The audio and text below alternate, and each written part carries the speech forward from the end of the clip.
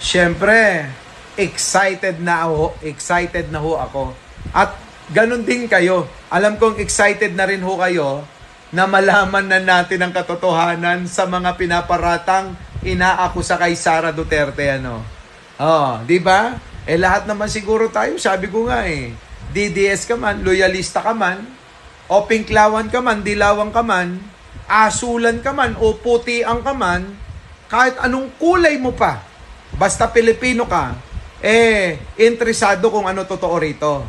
Kaya sana mga kababayan, mangyari na maumpisahan ang impeachment trial laban dito kay Sara Duterte. Malaman natin ano ba talaga totoo.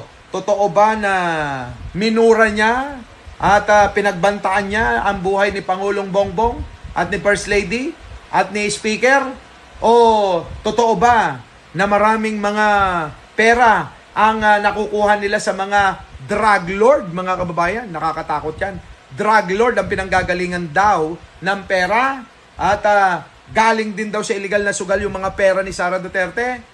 Kaya hindi maipaliwanag ang mga yaman niya. Kaya merong usapin na unexplained wealth na tinatago si Sara Duterte at mga pera na dumadaloy sa bangko niya.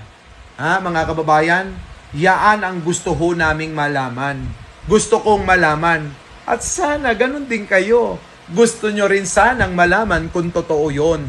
Kaya lang maraming mga DDS na bobo at tanga na pilit nila na wag gusto ituloy yan kasi ayaw nila malaman. Baka mapahiya sila.